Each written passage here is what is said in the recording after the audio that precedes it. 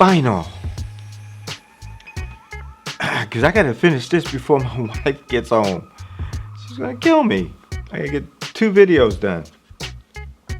This is the second half, chapter 3. In the book, The Man Who Tapped the Secrets of the Universe, written by Glenn Clark.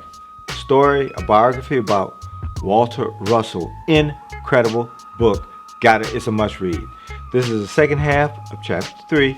Couldn't do it all in 5 minutes, and I got to wrap this up, the second half, in 5 minutes.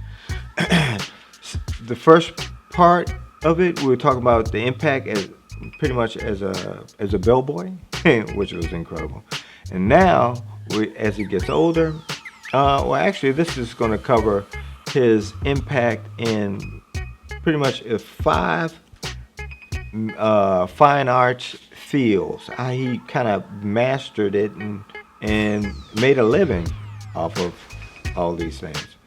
And it was a transition from one to another, and it just built on that. Said he has made a living creditably in all 5 fine arts: music, literature, architecture, painting, sculpture, those 5. But sculpture, I have to throw in, he was actually also a real estate mogul. And I have to add that in because you can't talk about the architecture, but he was also, he was an excellent marketing man in real estate. And after I read this chapter, there's only, other than my dad, who I didn't have to pay to be, for him to be my mentor. I would have paid for Walter Russell to be my mentor. I would have paid for him to be my mentor because he was awesome in every area that I wanted to learn and be in. And that's music, literature, architecture, with the real estate in there, painting and sculpture. That's 5 arts. The first fine art we're going to talk about is his being a musician. He made a living, supported himself as an organist. 13 years old, hired by a church, and he made a living. They didn't hire him just because he was young. They hired him because he was good. That's why they hired him. And that kind of transitioned into being an illustrator. He was, I'll read here, in this second transition, he was an illustrator for books and magazines. From 1897 to 1898, he was an art editor of Collier's Weekly, then became a war artist and correspondent for Collier's and Century in the Spanish War, entitled, "And My Wife is Home." Then his transition goes into as a painter. He painted, his portrait painting majored during the third transition. This is his third transition. His principal instructors in art had been Albert Munsell, an Ernest Major of Boston, and there's a few other instructors in there. But what the point I want to get down to is that he became he painted notables all over the country, including Theodore Roosevelt, Governor Ames of Massachusetts, Thomas Lawson, and many others. Then his fourth transition as a writer and lecturer.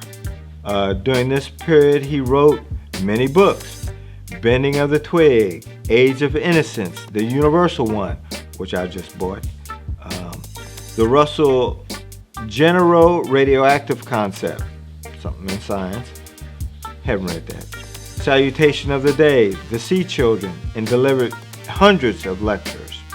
Then his fifth transition, which is architecture. Now, I almost want to stop here, but I can't. I have to wrap it up. Actually, I do have to wrap it up. In architecture, this is one of the most incredible ones. The biggest things he's ever done in his life has been done without preparation. He never, for example, studied architecture. He had a strong desire to build better studio buildings for artists, so he designed the building. He designed a building for them. He designed and built $20 million worth of buildings in New York City, such as the Hotel of Artists on West 67th Street, which is known all over the world. The first Hotel Pierre, occupying the whole Park Avenue block between 48th and 49th Street.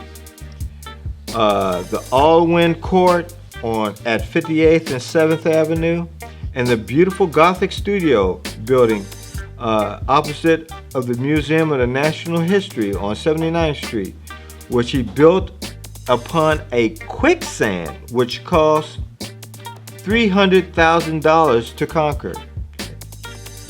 Problem solving.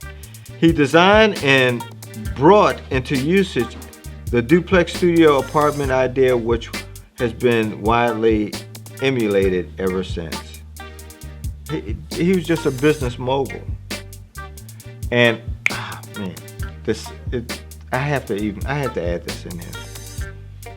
And this is his business savvy that I just fell in love with.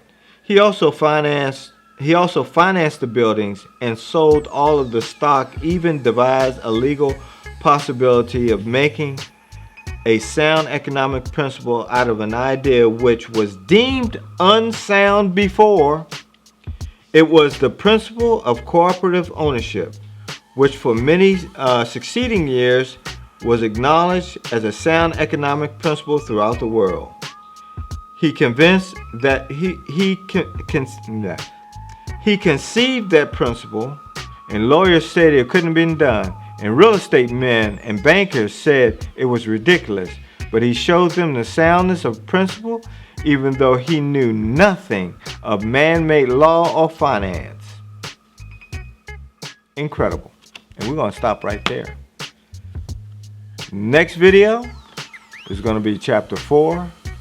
Hope you come back. Again, this is Teach Family First series. And the book we're going over is The Man Who Tapped the Secrets of the Universe. You will not be disappointed. Chapter 4 is just more incredible. And that wasn't all in chapter 3, but it's just enough for you to pick up the book and read about this incredible person, Walter Russell. See you next time. Peace.